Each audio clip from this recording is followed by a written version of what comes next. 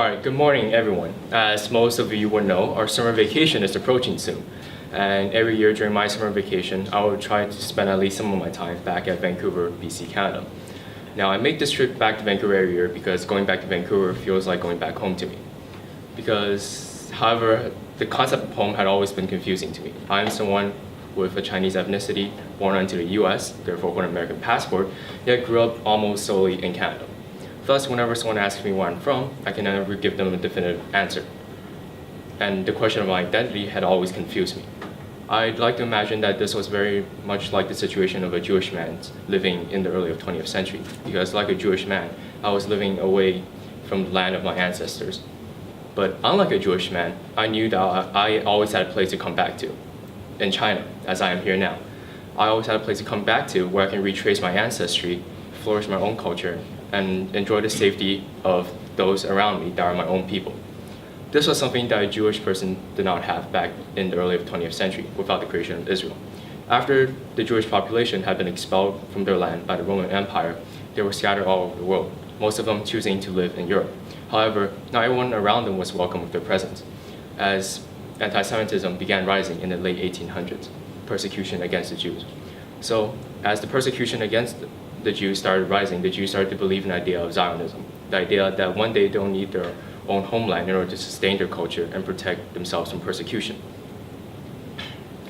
Now, these two major tenets of Zionism are actually the two major reasons why Israel is of such importance to the Jewish population, because one, it provides them for a place to sustain their culture and protect their religion, and secondly, it gives them a place to protect themselves against persecution. Now, I realize that the conflict between Israel and Palestine has many sides to it, and that both parties have a strong argument to why they should maintain this piece of land around Jerusalem. But I'm not here today to argue for Israel nor Palestine. I'm here today to explain the importance of Israel as a nation to the Jewish people. Now, starting off, I want to talk about the concept of the so-called Promised Land to the Jewish population.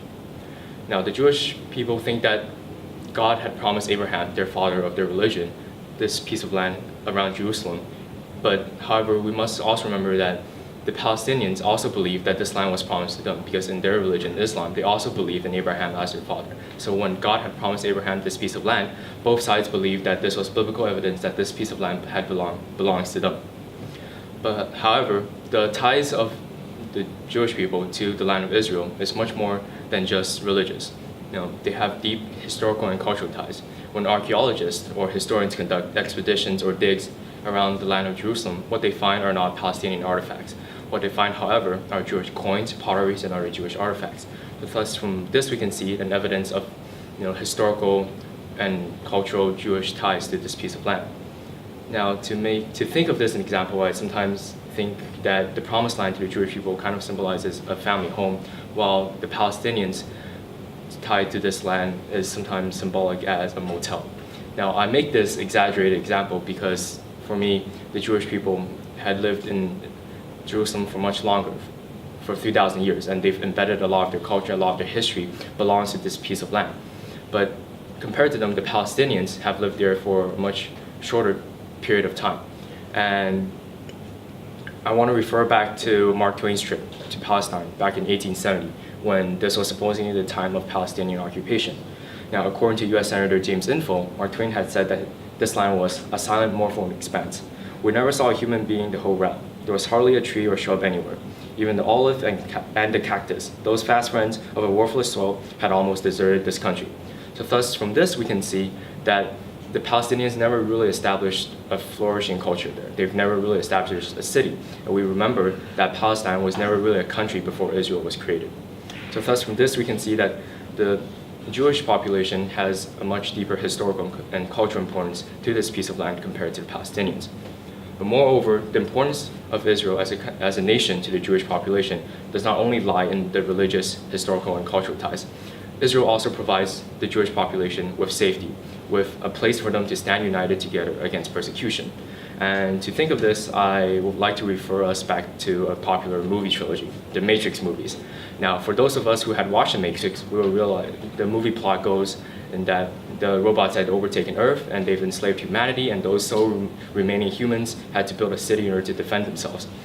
Now, the interesting fact here is that the human city the sole last stand is actually named Zion, deriving from Zionism. Now, I think that this is a suitable name for that human city because much like the Jews and the Jews' connection with Israel is the human connection with Zion. Because without Zion in the Matrix movies, the humans would never had a chance to overcome the robots, and they would have been persecuted to no end and enslaved.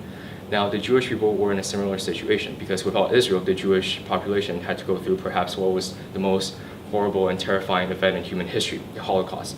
Out of 9 million Jews in our world, over 6 million were killed. That's around 65% of the entire Jewish population.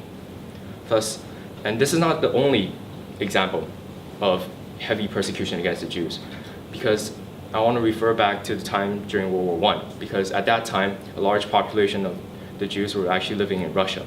And as Russia had transcended into a communist state, their new leaders didn't take to the Jews very kindly, and thus began heavy suppression and persecution against the Jews. So much so that America had to release propaganda to try and stop this act of persecution.